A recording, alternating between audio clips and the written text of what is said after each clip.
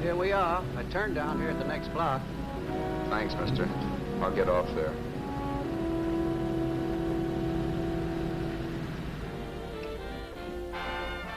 Want anything else?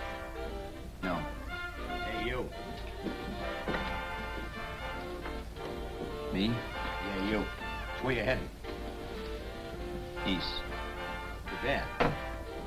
I thought if you was heading north, I might be able to help you out. I'm pushing the Salt Lake, and I don't like to ride it alone at night. I'm one of those guys that got to talk or I fall asleep. Oh, sure, now, my partner, he's got Lou to keep him company, but I ain't got nobody at all. Where you coming from? West. Yeah, sure, I know, but where, L.A.? Maybe. I got a cousin out in L.A. You don't say. Yeah, he's been out. You're not much of a talker, are you? My mother taught me never to speak to strangers. Oh, a wise guy. So what? Okay, don't get sore. Just trying to be sociable, that's all. Hey, Glamorous. You change for a dime, will you?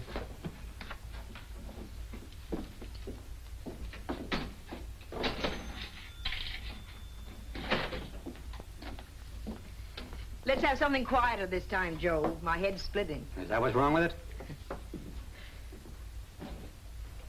Done with your coffee? No. And don't rush me, will you?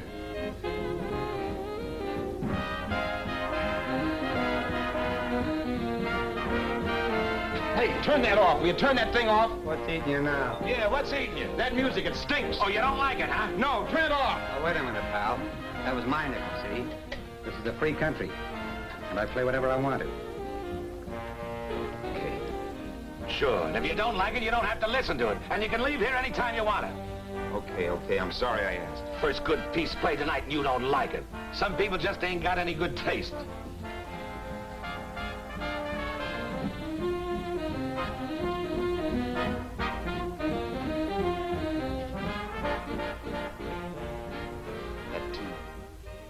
That tune.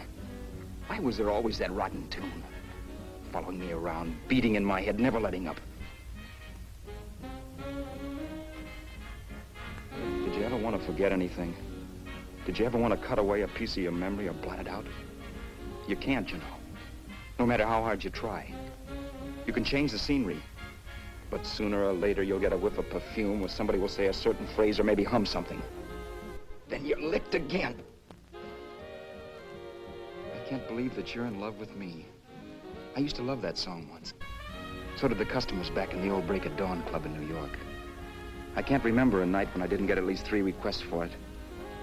Sue, she was always selling it too. Those were the days.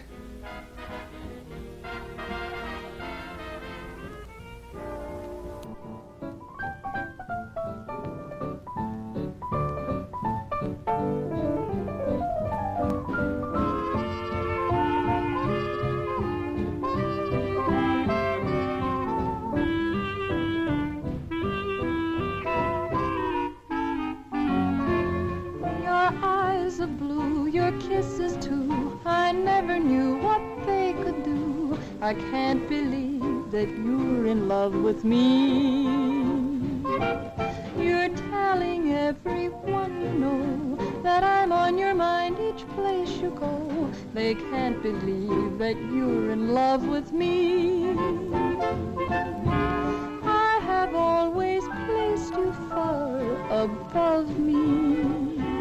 I just can't imagine that you love me. And after all is said and done, to think that I'm the lucky one, I can't believe that you're in love with me.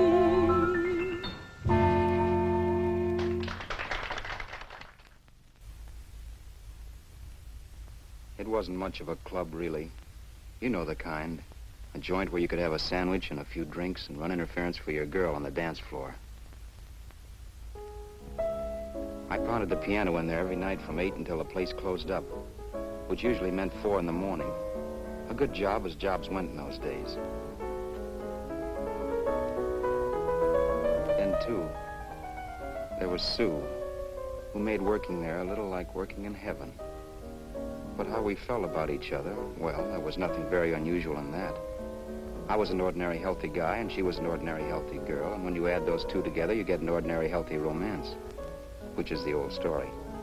Sure, but somehow, the most wonderful thing in the world.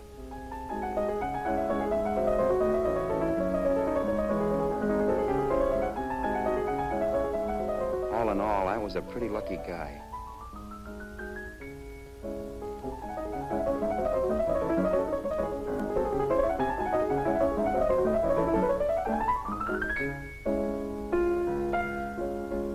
Mr. Paderewski, I presume. It's beautiful. You're going to make Carnegie Hall yet, Al? Yeah, as a janitor. I'll make my debut in the basement. I don't blame you for being bitter, darling, but you mustn't give up hope. Why, someday... Yeah, someday. If I don't get arthritis first. In the meantime, let's blow this trap.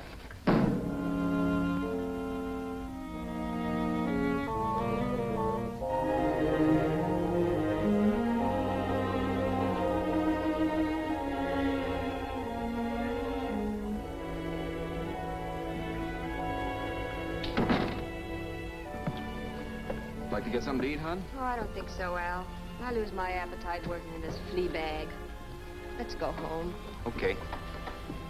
I can't stand much more of that dump. Did you see that drunk tonight trying to paw me? No, what drunk? Does it matter what drunk? Say, what's the matter with you tonight, darling? That's the third time you started to tell me something and then stopped. We shouldn't have any secrets from each other, Sue. Next week we're going to make with the ring and the license. You and me will be a team. Yes, that's right. In the Bush League. I don't get you. We've been struck out. It's a funny way to talk, darling. Don't you want to marry me? Al, look, I love you. You know I do, and I want to marry you. But? But not now. Only after we've made good. Sunday I'm going away. Oh, I know you'll think it's silly. That's why I hesitated to tell you. But I'm going to California. I want to try my luck in Hollywood. That's the most stupid thing I ever heard of. Don't you know millions of people go out there every year and wind up polishing cuspidors? I thought you had better sense. You sound as if you don't think I have any talent. That has nothing to do with it. I'll make out all right. Maybe. But what about me? Doesn't it mean anything to you that you're busting up all our plans? We may not see each other for years? It won't be that long. I thought you loved me. I do. You know I do. Well, here we are. Al. Al, why can't you see my side of it? I'm young.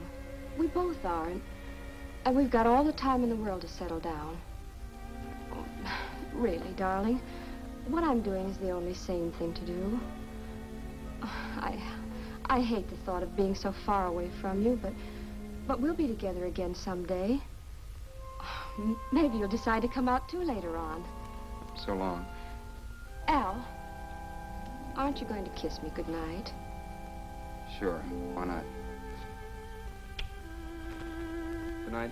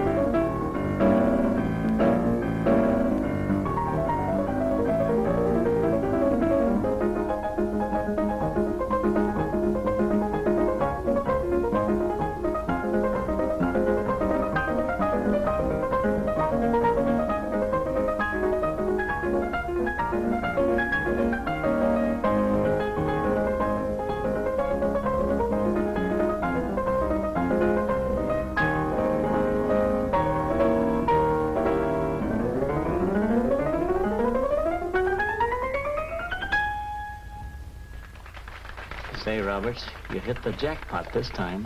$10. Thanks.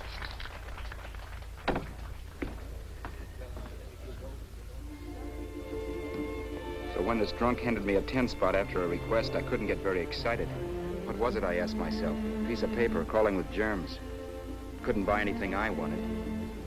It couldn't... Then I thought of something.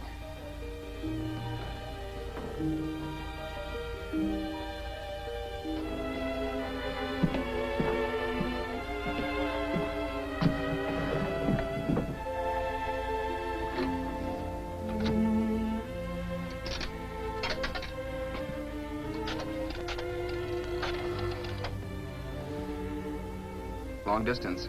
I'd like to put a call through to Los Angeles. Miss Harvey. Sue Harvey, Harvey. The number is Crestview 65723.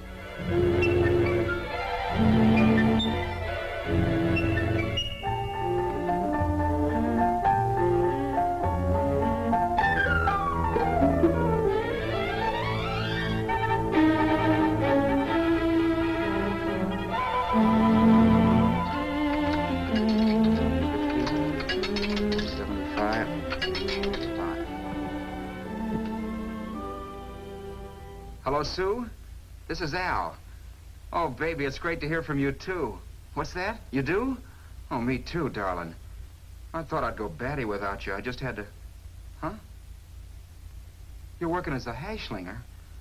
Gee, honey, that's tough. Those guys out in Hollywood don't know the real thing when it's right in front of them. You just stick it out, Sue, baby. Keep going around to those casting offices. I'm sure you'll click. Look, I'll tell you what. You stay put out there, I'll come to you. No, don't try to stop me. Just expect me. Train? Who knows? Train, plane, bus, magic carpet. I'll be there if I have to crawl. If I have to travel by pogo stick.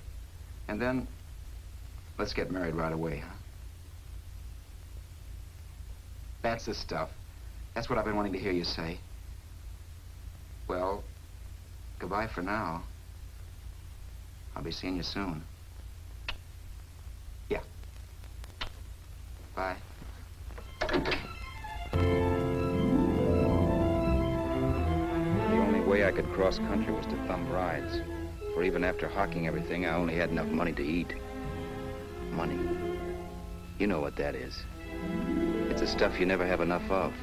Little green things with George Washington's picture that men slave for, commit crimes for, die for. It's the stuff that has caused more trouble in the world than anything else we ever invented. Simply because there's too little of it.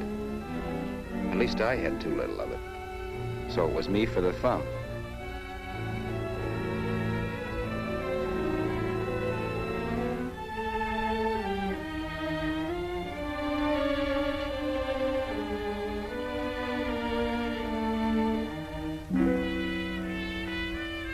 Ever done any hitchhiking? It's not much fun, believe me. Oh, yeah, I know all about how it's an education, how you get to meet a lot of people and all that. But me, from now on, I'll take my education in college, or in PS 62, or I'll send $1.98 in stamps for 10 easy lessons.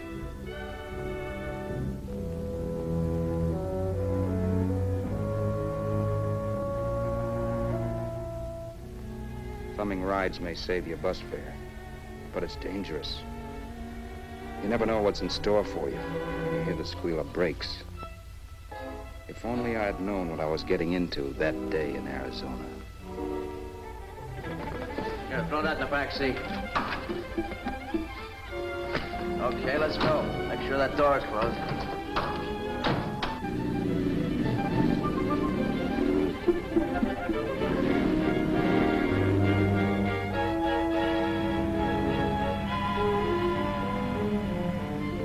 You know, Emily Post ought to write a book of rules for guys thumbing rides. Because as it is now, you never know what's right and what's wrong. We rode along for a little while, neither one of us saying anything. I was glad of that. I never know what to say to strange people driving cars. Then, too, you can never tell if a guy wants to talk. A lot of rides have been cut short because of a big mouth. So I kept my mouth shut until he started opening up. Hand me that little box in the compartment, will you, pal? Hold the wheel, will you?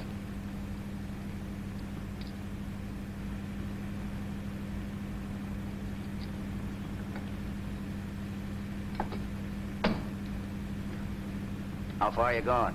L.A. Well, you're really traveling, aren't you? Yeah, but I don't expect to make it for a couple of years at the rate I've been promoting rides.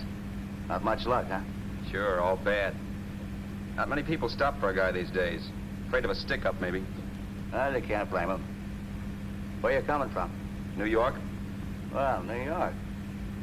You're in luck this time. I'm going all the way. Right through to Los Angeles. You drive a car? Sure.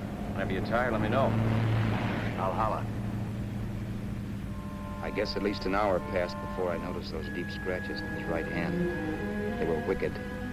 3 puffy red lines about 1/4 of an inch apart. He must have seen me looking at them because he said, Beauties, aren't they? They're gonna be scars someday.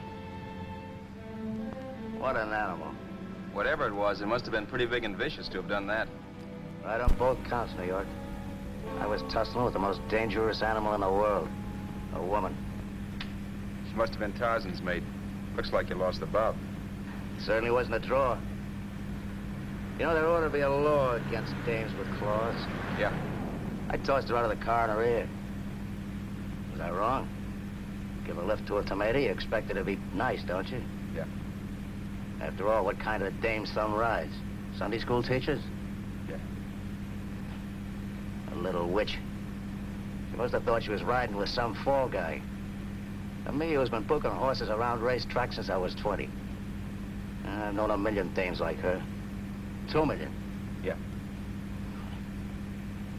Stopped the car, opened the door. Take it on the Arthur Duffy sister, I told her. That's the stuff. As I was done, huh? But if you want to see a real scar, brother, get a load of this. Wow. I got that one dueling. Dueling? Yeah, we're just kidding, of course. My dad owned a couple of Franco-Prussian sabers. Kept them on the wall for decorations. Well, one day, another kid and I took them down when the old man wasn't around. Had a duel. He got me in the arm here. Pretty mean cut. Infection set in later. Yeah, I can see that. Now, give me that box again, will you? Yeah.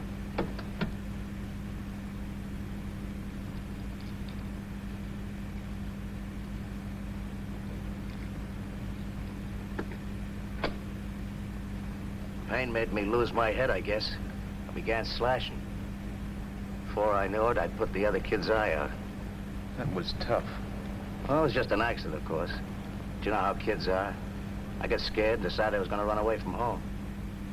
Old man almost caught me when I was packing my duds. The bloody rag I had wrapped around my wrist hadn't caught his attention. You've seen the bundle for sure. But I beat it when he was phoning for a doctor. That was 15, 16 years ago. I haven't been home since. Pull in there for a bite or something, huh? a bite or something. Brother, was I hungry. I hadn't had anything in my stomach for hours. Yet even with that gnawing in the pit of my belly, I didn't want to be in too big a rush to put on the feed bag. First, I had to make sure this guy knew the score. If I got him down on me, goodbye ticket to Hollywood. I'll wait out here for you, mister. If it's the money, don't worry about paying for it. This time it's on me. Well, that's what... Haskell, think nothing of it. You make your first million, maybe you can do the same for me. Come on, New York. I gotta make the West Coast by Wednesday. There's a horse running at Santa Anita named Paradiso. Means dough to me if I'm on him. We'll make it all right. He did most of the talking during the half hour we were in the place. I ate. He rambled on about his old man, whom he hadn't heard from since he ran away as a kid. Now he happened to become a bookie. And then all about how he got rooked in Miami. One race, 38 grand. They cleaned out my book. How do you like that? That was tough luck. Yeah, and I'm supposed to be the smart guy. Well, you just wait. I'm going back to Florida next season with all kinds of jack. And you watch those stinkers run for cover. Want anything else? No, thanks. I've had plenty.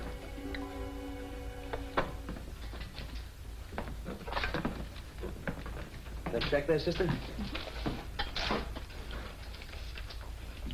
Oh, just a minute. Your change, sir. Keep it, sister. Oh, thank you, sir. Call again. I'll be waiting outside for you when you finish work. Sharp check, huh?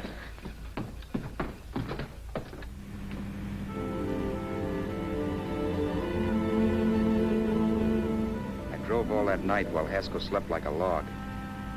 After a while, I began to get sleepy myself. I was happy, though.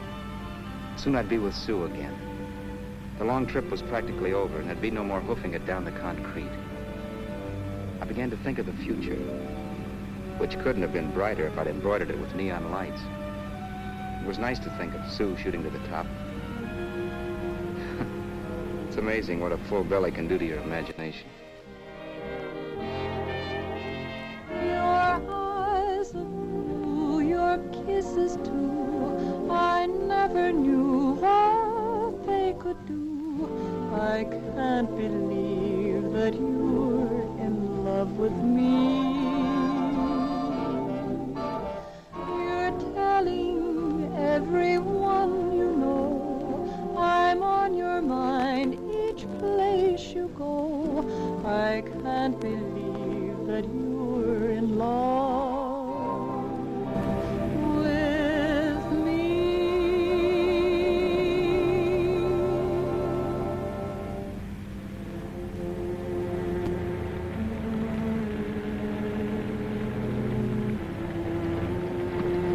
Mr. Haskell. Mr. Haskell. Mr. Haskell, wake up. It's raining. Don't you think we ought to stop and put up the top?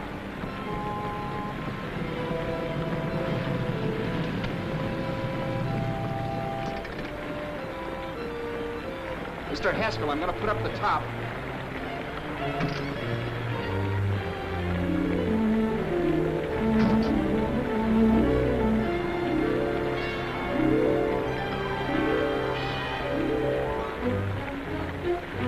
Until then, I'd done things my way. But from then on, something else stepped in and shunted me off to a different destination than the one I had picked for myself. For when I pulled open that door... Mr. Haskell, what's the matter? Are you hurt? Are you hurt, Mr. Haskell? Start your sermon. I'll listen to it. But I know what you're going to hand me even before you open your mouths. You're going to tell me you don't believe my story of how Haskell died and give me that don't make me laugh expression on your smug faces. I saw at once he was dead, and I was in for it. Who would believe he fell out of the car? Why, if Haskell came too, which of course he couldn't, even he would swear I conked him over the head for his dough. Yes, I was in for it. Instinct told me to run, but then I realized it was hopeless. There were lots of people back down the road who could identify me. That gas station guy and the waitress. I would be in a worse spot then, trying to explain why I beat it. The next possibility was to sit tight and tell the truth when the cops came. But that would be crazy. They'd laugh at the truth. And I'd have my head in a noose. So what else was there to do but hide the body and get away in the car? I couldn't leave the car there with him in the gully. That would be like erecting a tombstone.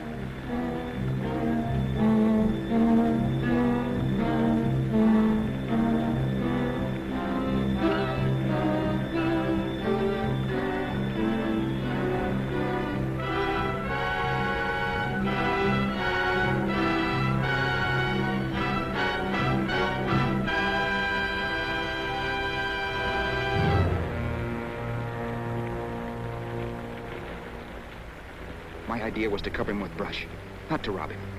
But then I remembered that even if I only drove the car for 100 miles or so, I would need money for gas. Besides, it was stupid of me to leave all that money on a dead man. Not only that, I'd have to take his driver's license in case I was stopped for something. I didn't like to think about it, but by that time I'd done just what the police would say I did, even if I didn't. My clothes. The owner of such an expensive car would never be wearing them. Some cop might pull me in on suspicion.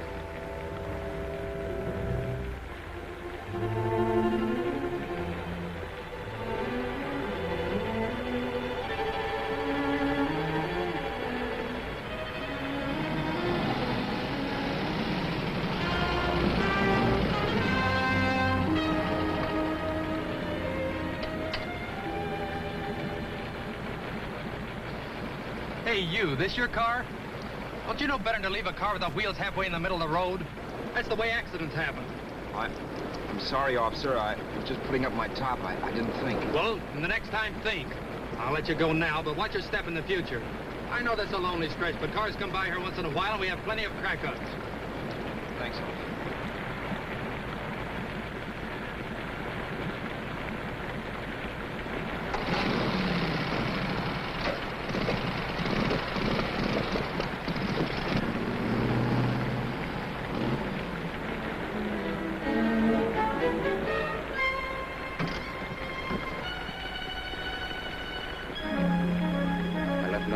car to give me away as Roberts.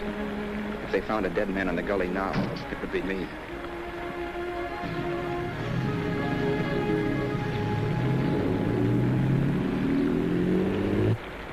As I drove off, it was still raining, and the drops streaked down the windshield like tears. I kept imagining I was being followed and that I could hear sirens back in the distance. Just how long it took me to cover the 60-odd miles to the California state line, I don't know. I lost all track of time.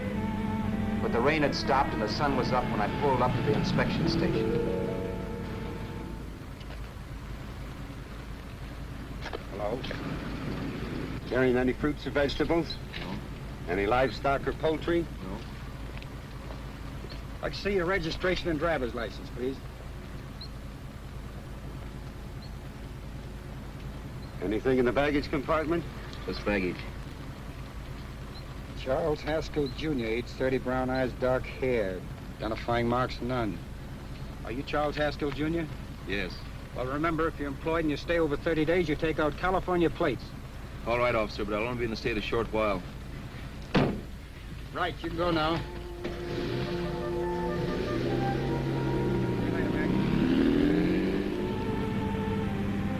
I couldn't drive any farther without some sleep. Cops or no cops, I knew I had to hit the hay and hit it hard.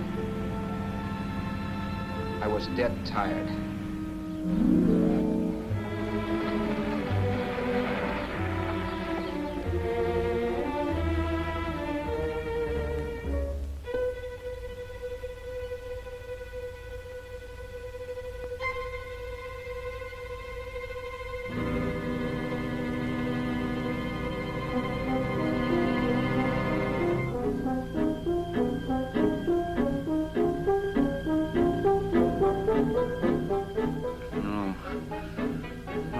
Mr. Haskell. No.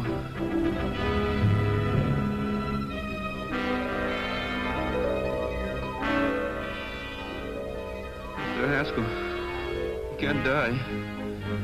I think I did it. No, Mr. Haskell. No. No.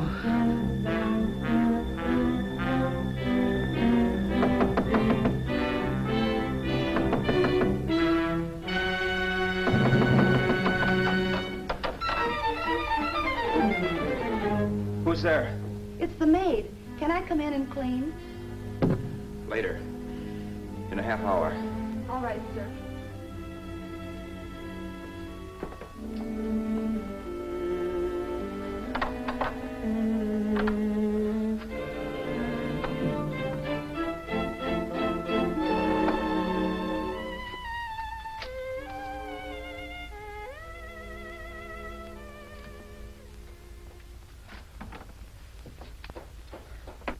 There was no time to lose.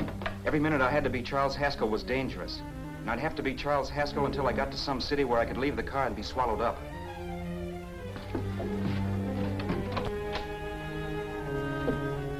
That meant driving the car as far as San Bernardino, maybe even to Los Angeles.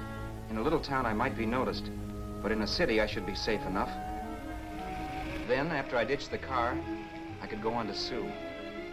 But those 5 minutes at the state line made me realize it might be a good idea to find out a little bit about Mr. Haskell. Then, if anybody asked me questions, I could give the right answers. The first thing I found out was that I had $768. This was a lot of jack, but believe me, it was the kind of money I'd rather not have.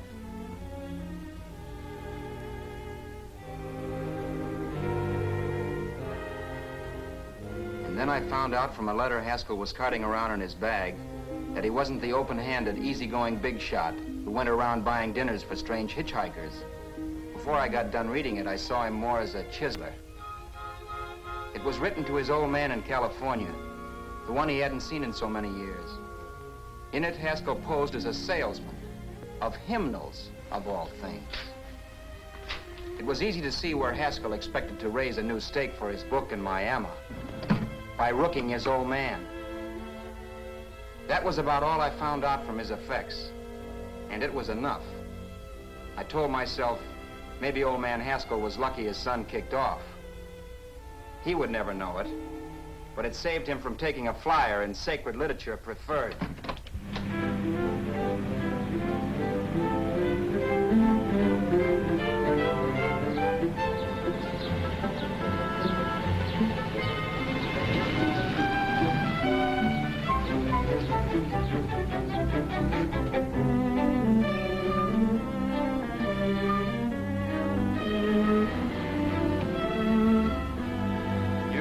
At Desert Center, I pulled up for water.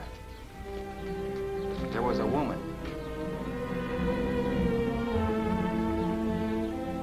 Hey, you! Come on if you want to ride.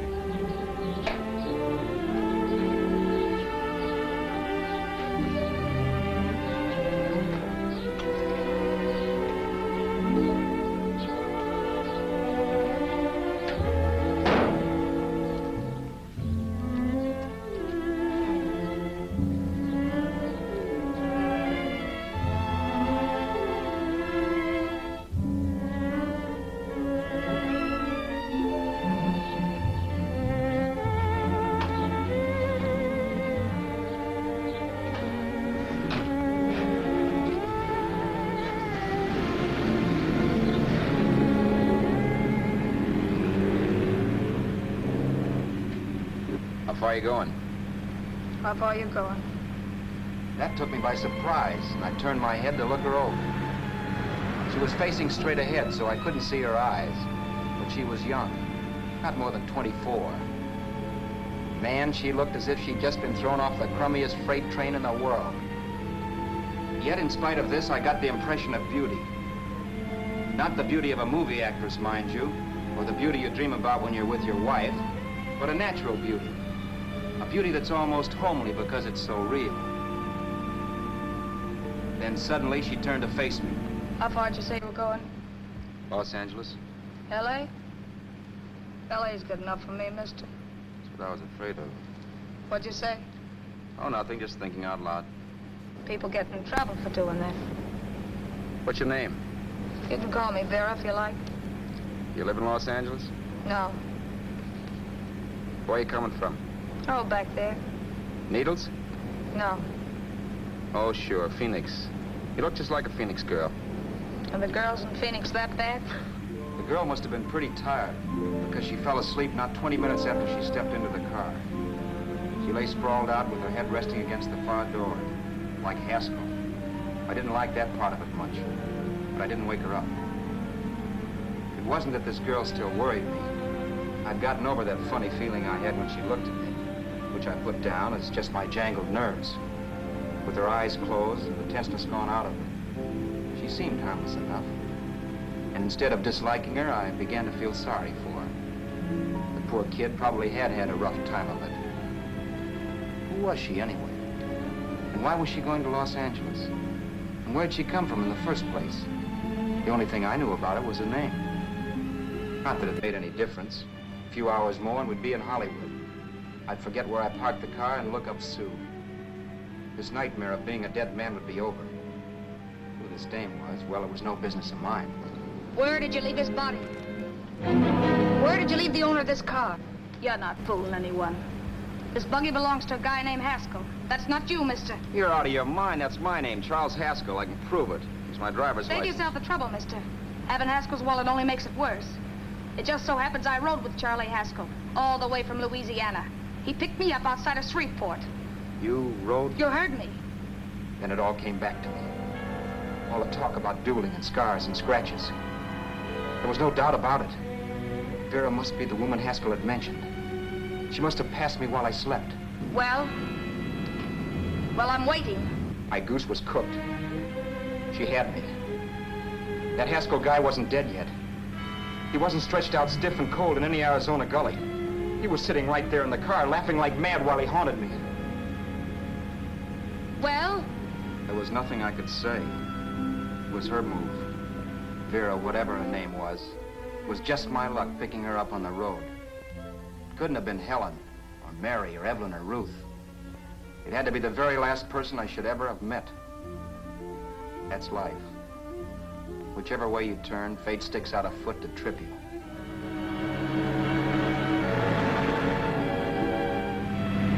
I told her everything, but she didn't believe my story. I should have saved my breath. That's the greatest cock and bull story I ever heard. So he fell out of his car. Say, who do you think you're talking to, a hick? Listen, mister, I've been around, and I know a wrong guy when I see one. What'd you do, kiss him with a wrench? Now, wait a minute. What I told you was true. You see, that's why I had to do it. You think I killed him. Well, the cops would have thought so, too. Yeah, well, maybe they still think so. What makes you so sure I'll shut up about this? Vera, I'm innocent. Give me a break, will you? It won't do me any good having you pinched. The cops are no friends of mine. Now, if there was a reward, but there isn't. Thanks. Don't thank me yet. I'm not through with you by a long shot. Let's see that roll.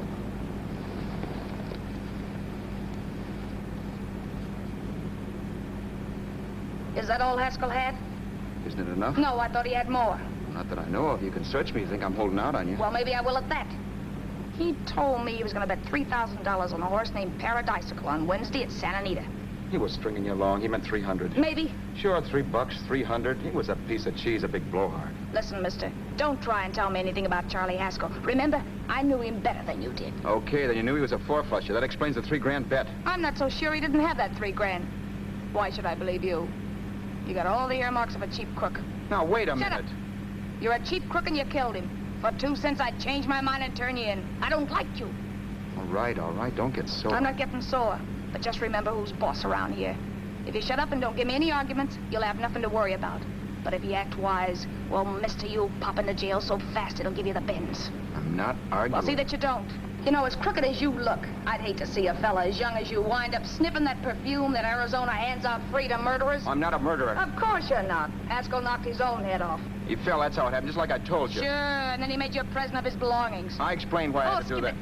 Doesn't make a difference one way or another. I'm not a mourner. I liked Haskell even less than I like you. Yeah, I saw what you did to him. What do you mean? Well, scratches on his wrist. Sure, I scratched him. I'll say you did. So your idea was to drive the car a little way, maybe into San Bernardino, and then leave it. You weren't gonna sell it? Sell it? You think I'm crazy? Somebody else's car? See, all I want to do is leave it somewhere and forget I ever saw it. Not only don't you have any scruples, you don't have any brains. I don't get you. Maybe it's a good thing you met me. You'd have got yourself caught, sure. Why, you dope. Don't you know a deserted automobile always rates an investigation? Huh? Look, the cops find a car. Then they get curious. They wonder where the owner is. So, all right, they don't trace Haskell. They trace you. I never thought of that. The only safe way to get rid of the car is to sell it to a dealer. Get it registered under a new name.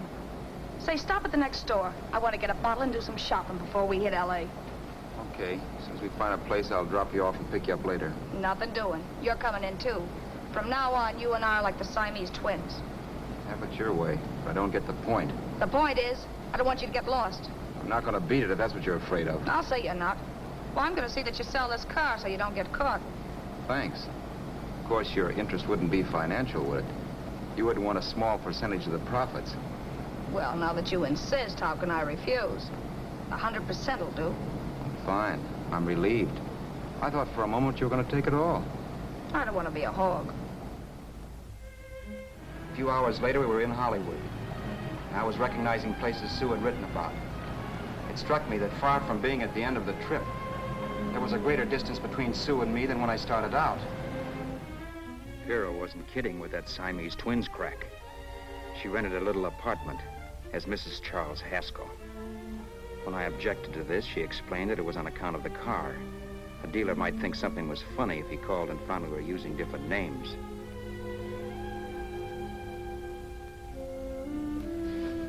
Home, sweet home.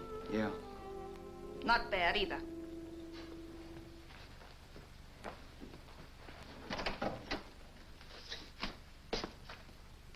In case there's any doubt in your mind, I'll take the bedroom. Yeah. Sure is stuffy in here.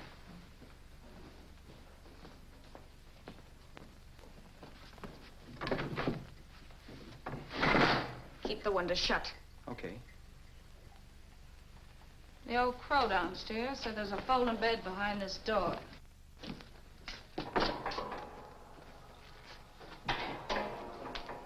You know how to work it? I invented it. Some joint. One can't have everything.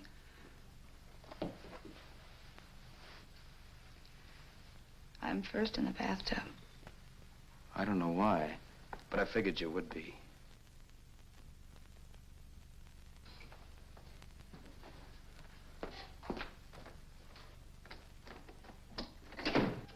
Boy, oh boy. It sure feels good to be clean again. I must be 10 pounds lighter. You must be. Well, hitching rides isn't exactly the way you keep your schoolgirl complexion. I wish that guy with the sax would give up. Gets on my nerves.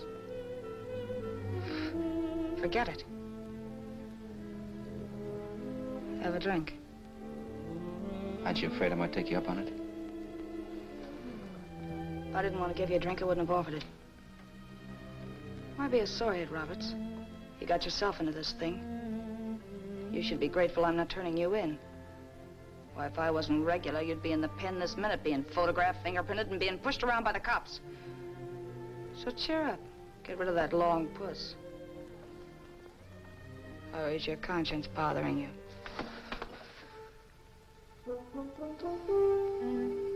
No. It isn't. Swell. That's the spirit. He's dead and no moaning around will bring him back. Anyway, I never could understand this worrying about something that's over and done with. Now look, Vera, for the last time I didn't kill him. Haskell was a sick man. Maybe he was dead before he fell out of the car. I don't know. Sure. He died of old age. All right. So if it'll make you sociable, you didn't kill him.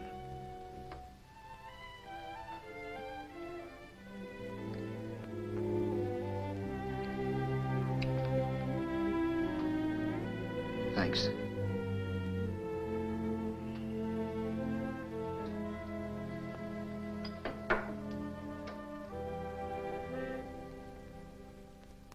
We're out of liquor, Roberts. Yeah. Too bad. I felt like getting tight tonight. Well, I think you succeeded. Am I tight? As a prima donna's corset. That's good.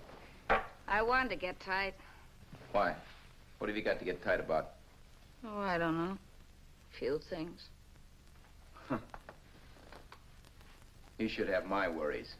If I had your troubles, I'd stay sober. And I've got the key to that door. Yeah. Maybe you're right. I'm always right. You know, I don't like your attitude, Roberts. Well, there's a lot of things I don't like. Sure. But life's like a ball game.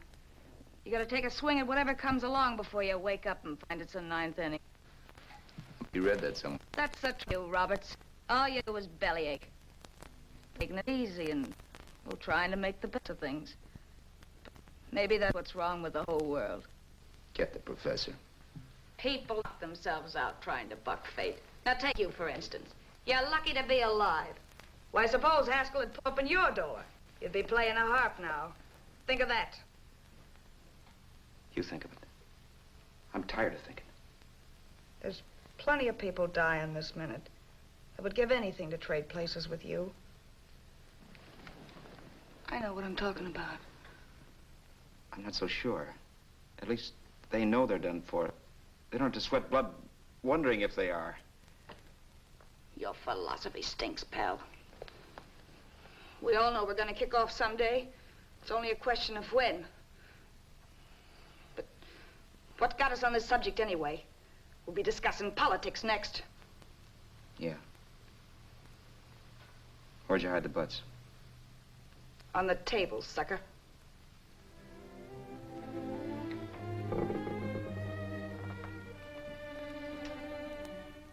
We bored each other with conversation for a couple of hours longer. Every 5 minutes, one of us was wishing we had another bottle or a radio or something to read. Then finally, we ran out of chatter.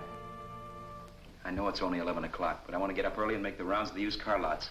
No hurry about that. We've got all the time in the world. Maybe you have, but if you think I want to stay cooped up in this place any longer than I have to, you're batty. It's not a bad place.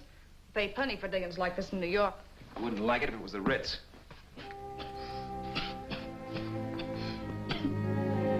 brought me liquor. You got a mean cough. Ought to do something about it. I'll be all right. That's what Camille said. Who? Nobody you know. Wasn't that the dame that died of consumption? Yeah. Wouldn't it be a break for you if I did kick off? You'd be free with all Haskell's dough and car. I don't want to see anybody die. Not even me. Especially not you. One person died of me. If you did, well, that's all I need. You don't like me, do you, Roberts? Like you? I love you. My favorite sport is being kept prisoner. After we sell the car, you can go to blazes for all I care. But not until then.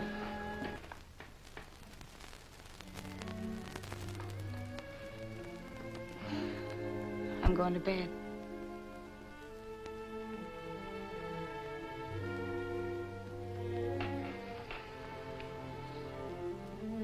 Good night, Roberts.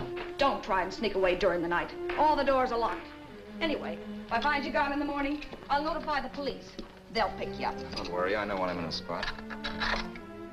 Well, good night. I hope that portable rack isn't too uncomfortable for you. Don't lose any sleep over it, will you, Vera?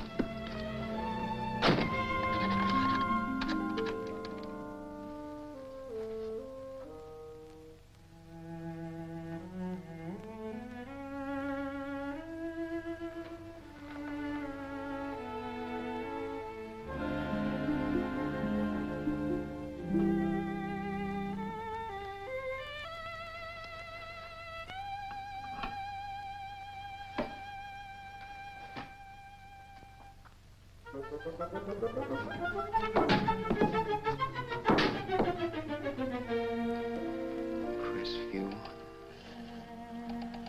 6, 5, 7, 2, 3.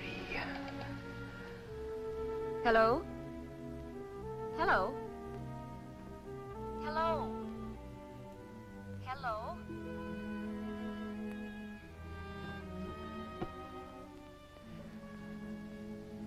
No.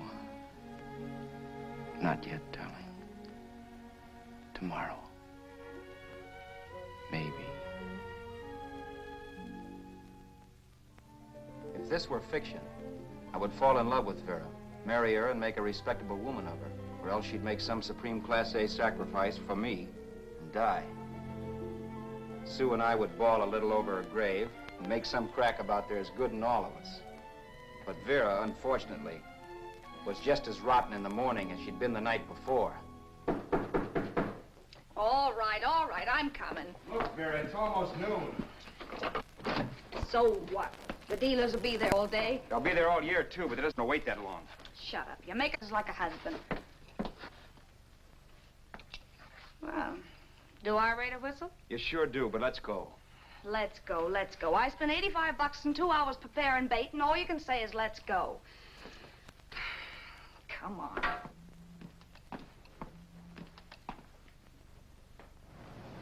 We passed a few used car lots last night down this way. What do you think we can get for this heap? I don't know. Plenty.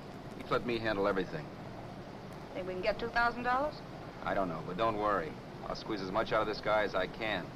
If I let it go cheap without a fight, he might think we've stolen the car. And listen, don't make any slips and call me Roberts. That'll cook us. I don't need you to tell me that. You better just sit by and keep your mouth closed. Remember, we're both in the soup if anything happens. Forget it and drive. You're my wife, Vera Haskell. Look, after the deal's closed, let's go back to that place on Hollywood Boulevard, where I saw the fur jacket. I want to buy it. After the deal's closed, I'm saying goodbye to you. That's right, I forgot. I guess I'm getting kind of used to you. Well, that's a habit you can start breaking. Let's try this place in the middle of the block.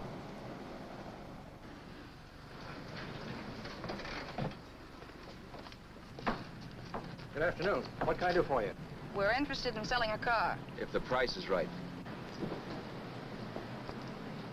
Well, if it's in good mechanical condition, it should blue book for about $1,600. Tony, take a look at this motor. 1,600. Are you kidding?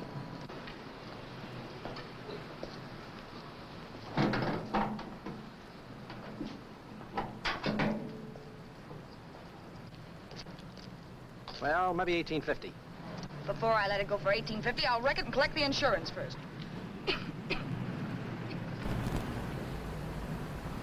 Lady, this motor's seen a lot of driving.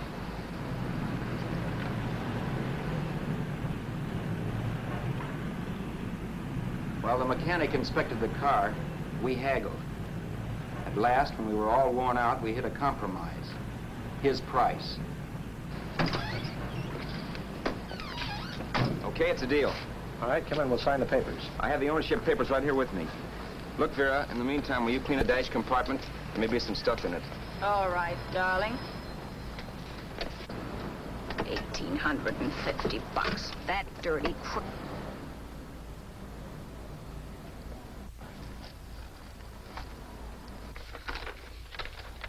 New York, huh?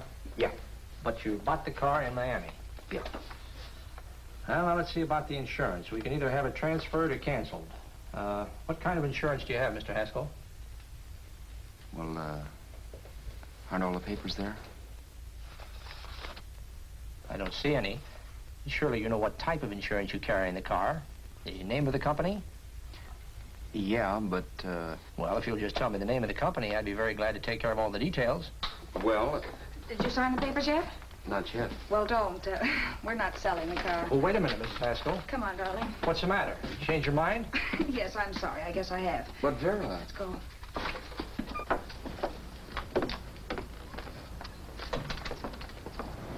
You got me out of a tight spot, Vera. But I still don't understand all this. You will in a minute. I almost threw away a gold mine. 1850 isn't to be sneezed at. The car doesn't book for as much as I thought. We're not selling the car. You want to keep it. Now, wait a minute, Vera. You said yourself I wouldn't be safe until the car was in someone else's name. I'd like to be free of this mess when I go. That's just it, Roberts. You're not going.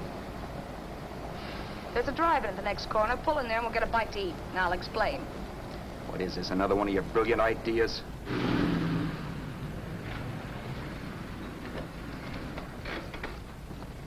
Oh, may I take your order? Make mine a ham sandwich and coffee. And for you, sir? Oh, I don't care. The same. Thank you.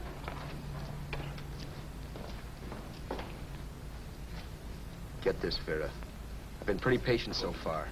I've done everything you asked me to do, but no more. Shut up. You've taken Haskell's money. And you can have the dough we get from selling the car. But you're not going to keep me a prisoner. It's a good thing I bought the paper. Take a look at that. Vera, I'm in no mood. Read that.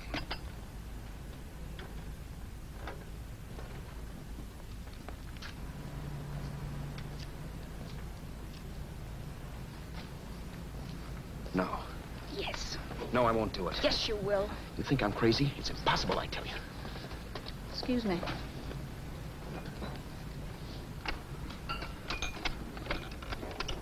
Blow the horn when you're through. No one could possibly get away with an act like that. It'd be wise to me in a minute. Don't be yellow.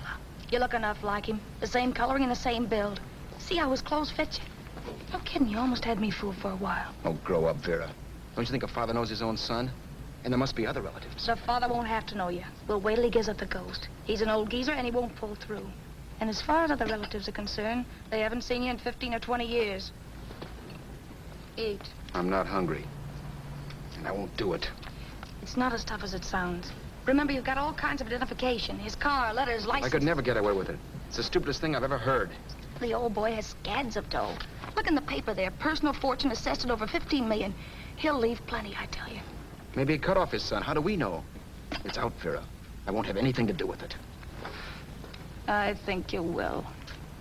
Look, Vera, I'll do anything within reason. But not that. So forget it. Find yourself another stooge. You sap. You'll be fixed for the rest of your life as Charlie Haskell. You can take your inheritance and go away. No more worrying about the rent, no sweating, scheming, wondering where your next meal's coming from. Think about that, Roberts. Vera, please, you're talking too loud.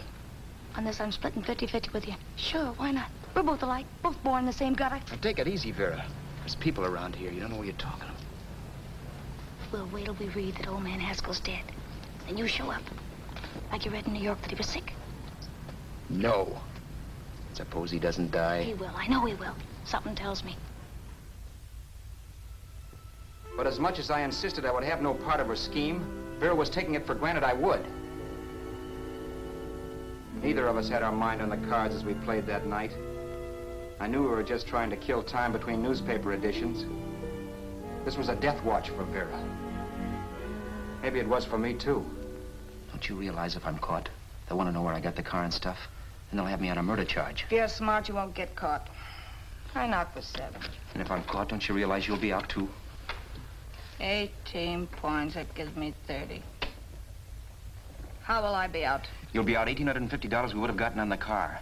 Really, Vera, you'd be an awful chump if you threw away all that dough on a dizzy long shot. Let me sell the bus tomorrow. With the money it'll bring and what you've already got, a clever kid like you can run it up in no time. Then we'd both be in the clear. I'll be in the clear anyway. Maybe. Maybe. But if I got caught, I'd get good and sore at you, you know. You mean you'd squeal? Well, no, not squeal exactly. Never mind what you meant. Even if you did tell the cops I was in on it with you, what could they do to me? They might give me the same medicine they gave you. Yeah. A rope. But I'm on my way now. All they'll be doing will be rushing it. All right. But think of the $1,850 you'd lose. You'd kick yourself along the block if they let it get away from you. I'll take the chance. Want another drink? You're being a goon. That's the way people wind up behind the 8 ball. Once they get a few dollars, they become greedy and want more. My. Caesar. Who? You know that Roman general? He got his for being greedy. He wasn't satisfied, so the final wind-up was he took the count. A couple of days ago, you didn't have a dime. Why, you were so broke you couldn't pay cash for a postage stamp. Now you've got almost $700 with $1,850 in the offing. Take my advice. Don't try for more. I'm tired of this game. Let's have some blackjack. Play solitaire. Okay, I will if that's the way you feel about it. That's the way I feel about it. Getting sore and throwing things won't help much, Roberts. I'm really doing you a favor. I help you out of a jam by keeping my mouth shut. I show you how to make some soft money. And what thanks do I get? Thanks. Sure. Or would you rather call the cops and told him you killed the man and stole his money? I didn't kill anybody. Yes, you did. No, I didn't. You know I didn't. All right, then. Suppose I call the cops. If you're innocent, what do you got to be scared of? Okay. Call them, you mutt. Go ahead and call them. See if I care. At least they'll give me a square deal. You want me to call them? You heard me. But I'm warning you. If I'm pinched, I'll swear you were in on it. I'll say that you helped me. If I fry, I'll get even with you. You wouldn't dare. You didn't. Yeah? Then try it and see. Call them. Yeah. Okay, I will.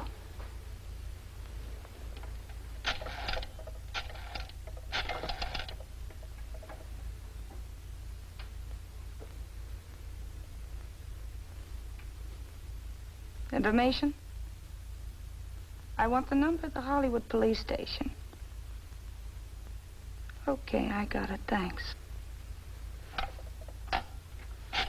Wait a minute, Vera. You wouldn't do that. Wouldn't do that, and I'll show you if I would. Take it easy now. Let's talk this over. This was early in the evening, and the conversation, while hectic, was at least pitched low.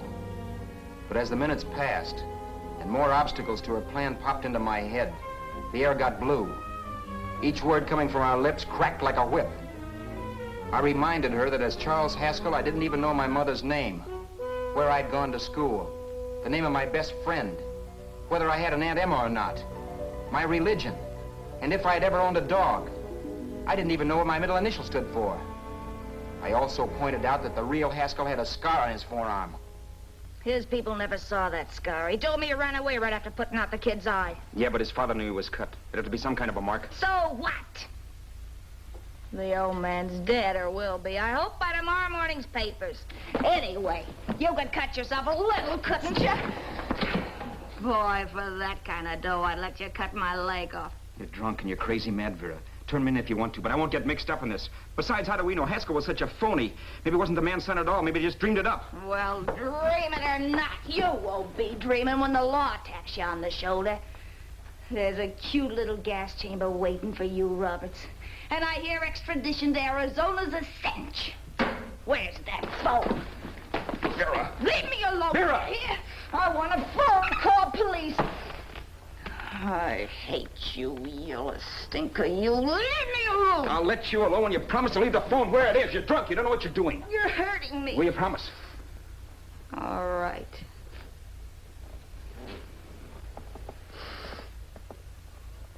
You hurt me.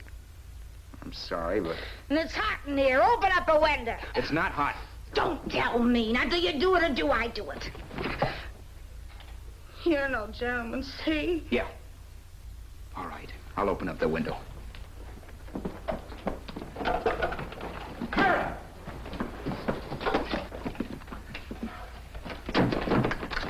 Vera, open the door. Please open the door. Vera, open the door. Don't use the phone. Listen to me. I don't like you, Roberts. You're no gentleman, see? You hurt my hand, and I'm going to get even with you. If you don't open the door, I'm going to kick it down, Vera. Vera, don't call the cops. Listen to me. I'll do anything you say. Vera, let me in. I'll break the phone.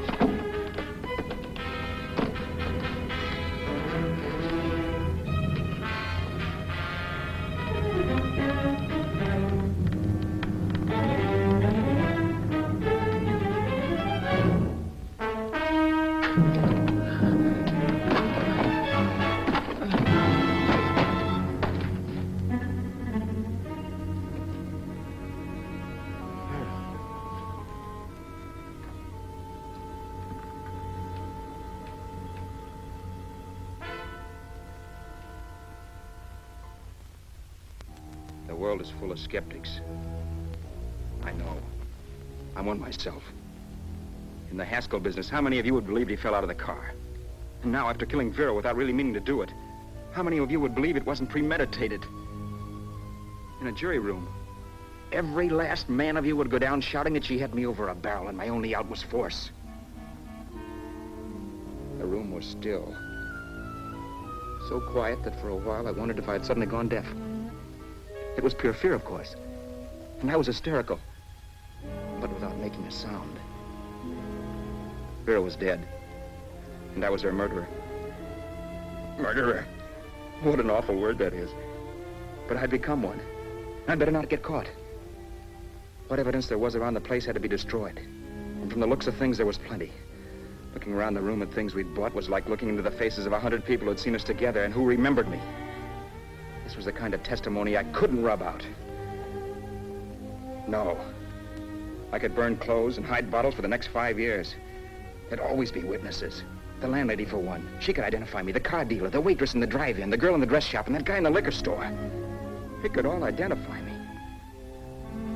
I was cooked. Done for. I had to get out of there. While once I'd remained beside a dead body, planning carefully how to avoid being accused of killing him, this time I couldn't. This time I was guilty. I knew it. Felt it. I was like a guy suffering from shock. Things were whirling around in my head. I couldn't make myself think right. All I could think of was the guy with the saxophone and what he was playing. It wasn't a love song anymore. It was a dirge.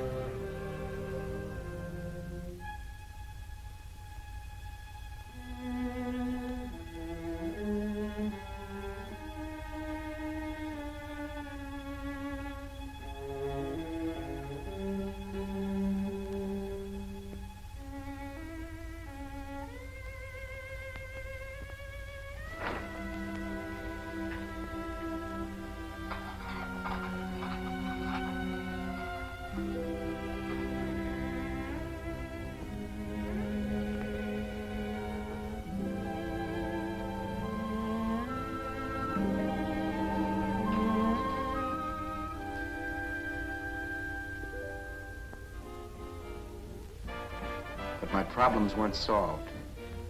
I had to stay away from New York for all time because Al Roberts was listed as dead and had to stay dead.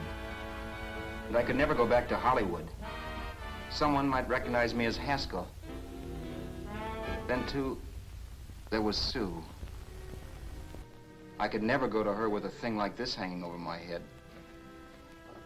All I could do was pray she'd be happy.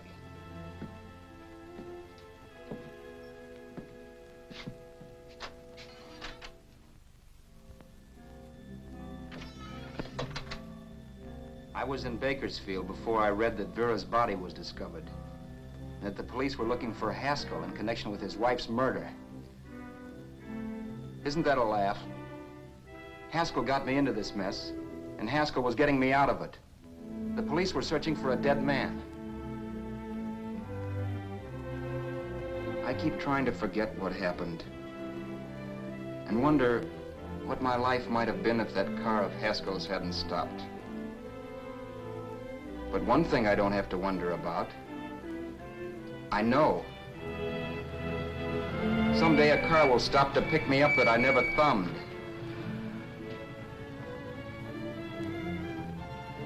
Yes. Fate, or some mysterious force, can put the finger on you or me for no good reason at all.